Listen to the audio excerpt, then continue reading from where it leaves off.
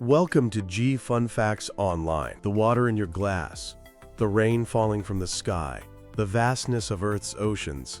All of it carries a memory of a time before our sun even existed. In the vast cold nurseries where stars are born, astronomers have found a profound connection to the origins of life on our own planet.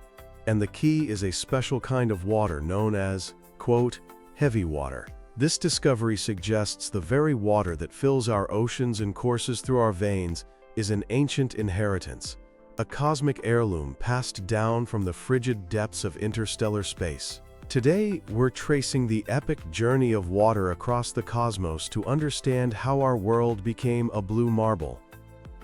At the heart of this discovery is a subtle variation in the most abundant element in the universe, hydrogen.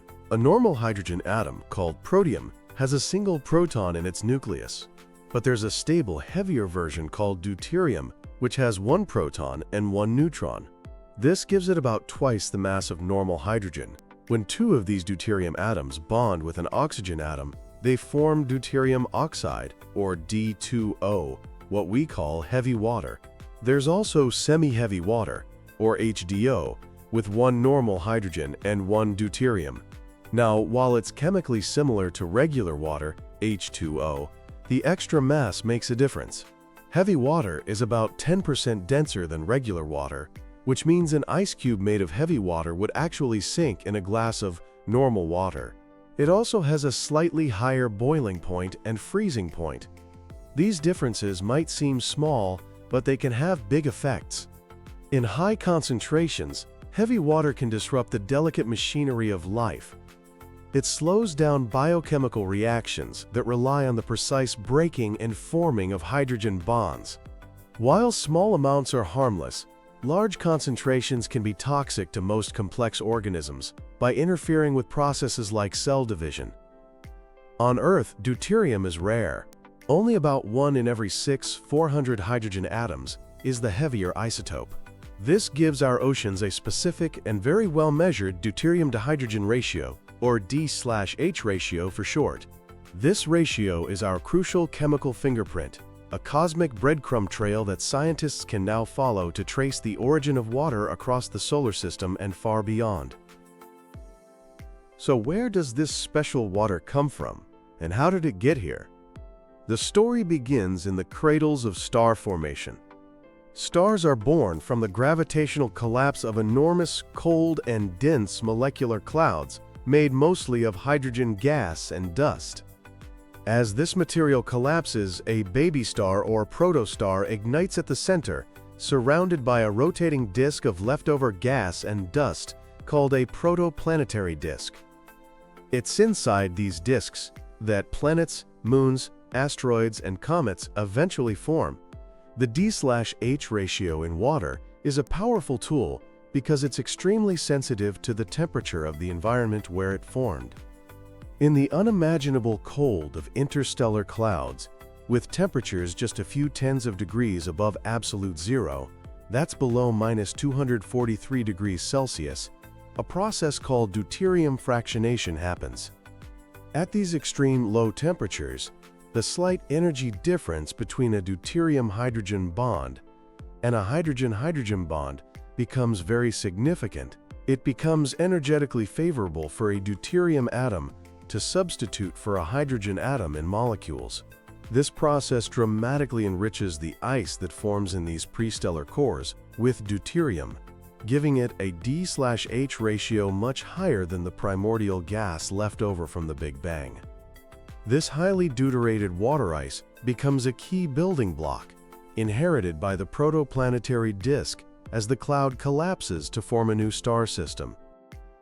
The huge question for astronomers has always been, does this ancient deuterated water survive the violent birth of a star and the formation of planets? Or is it destroyed and reformed in the hotter environment of the inner disk? The answer would change everything we thought we knew about the origin of water on Earth. To answer a question this big, you need some seriously powerful tools. Two of the most incredible observatories ever built, the Atacama Large Millimeter/Submillimeter Array, or ALMA, and the James Webb Space Telescope, or JWST, were perfect for the job. ALMA is a collection of 66 massive radio antennas high in the Atacama Desert of Chile. Working together as one giant telescope, it can achieve incredible resolution, like having a zoom lens that can see the fine details of planet-forming disks thousands of light-years away. It's located in one of the driest places on Earth, which means there's very little water vapor in the atmosphere to block the faint millimeter wavelength light it's designed to see, the light emitted by the coldest objects in the universe. By tuning into specific frequencies, ALMA can create chemical maps of these regions, identifying which molecules are present and where. Then there's the James Webb Space Telescope, orbiting 1 million miles from Earth. As the largest space telescope ever built, JWST is optimized to see the universe in infrared light. This is a game changer for studying star formation, because infrared can penetrate the dense clouds of dust that block visible light, letting us peer inside these stellar nurseries. To detect the faint heat signals from the distant cosmos, JWST's instruments have to be kept incredibly cold, below -223 degrees Celsius, shielded by a sunshield the size of a tennis court. Together, ALMA and JWST provide a complete picture. ALMA maps the cold, extended gas and dust, while JWST gives us high-resolution images and chemical data of the ices embedded within. This powerful combination led to the breakthrough. The first definitive detection of heavy water, D2O, in a protoplanetary disk was made using ALMA, and the target was a young star named V883 Orionis, located about 1,350 light-years away. What makes V883 Orionis special is that it's currently having a growth spurt. It's undergoing a massive outburst of energy as material from its disk falls onto the star, causing it to brighten dramatically. This heating event pushed the water snow line, the boundary where water turns from ice into gas, much farther out than usual. Normally, this line is so close to the star that the disk is too dense and opaque to see through. But in V883 Orionis, the snow line was pushed out to a distance similar to Pluto's orbit in our solar system. This meant that a huge amount of water in the disk was in its gaseous form, where ALMA could finally detect it. A team of astronomers pointed ALMA at the star, and by analyzing the specific frequencies of light, they identified the unmistakable chemical fingerprint of doubly deuterated water, D2O. This was a landmark achievement. John Tobin, a scientist on the team, said this discovery answered a key question. Was the water in comets and planets formed fresh in the disk, or did it come from ancient interstellar clouds? The high amount of D2O found in the disk was a clear signature of its formation in the extreme cold of an interstellar cloud, long before V883 Orionis itself was even born. It was the first direct evidence that water survives the violent process of star formation and gets incorporated directly into the planet-forming disk. It's the missing link connecting the water in interstellar clouds to the water in our own solar system. Complementing this, the James Webb Space Telescope provided another crucial piece of the puzzle. JWST looked at a much younger protostar, L1527 IRS, a mere 100,000 years old, which is the earliest stage of star formation. Using its incredible infrared sensitivity, JWST detected the signature of semi-heavy water ice, HDO, in the material surrounding this embryonic star.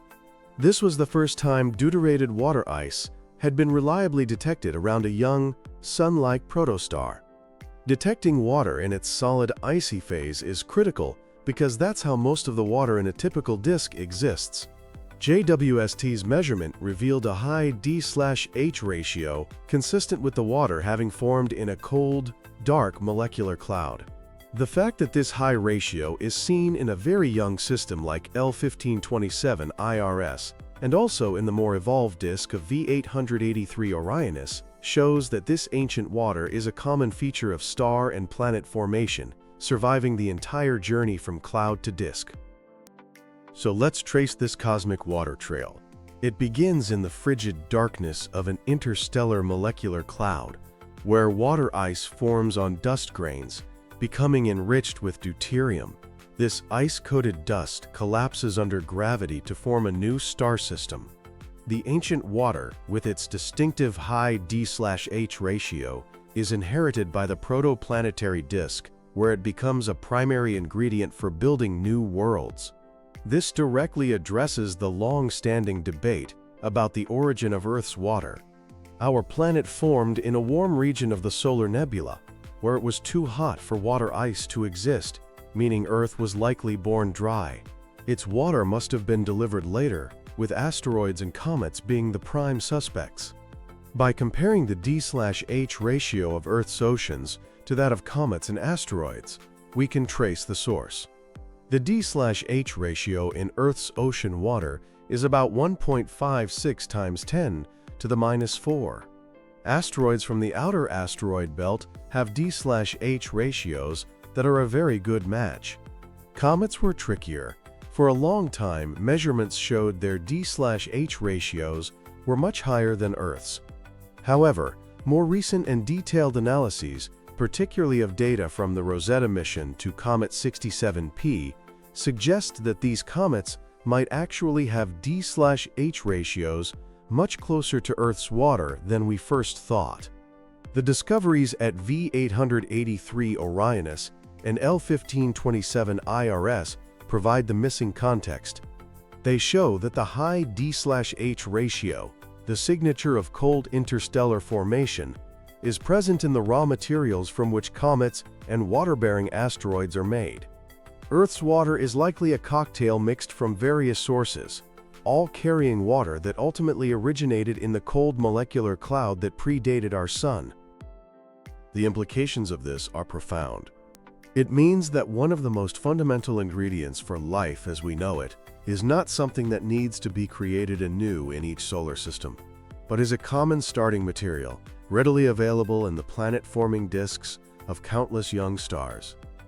If the water in our solar system is a typical outcome of star formation, then the potential for other habitable worlds increases dramatically. Many planets orbiting distant stars could be born with a ready-made supply of ancient, interstellar water.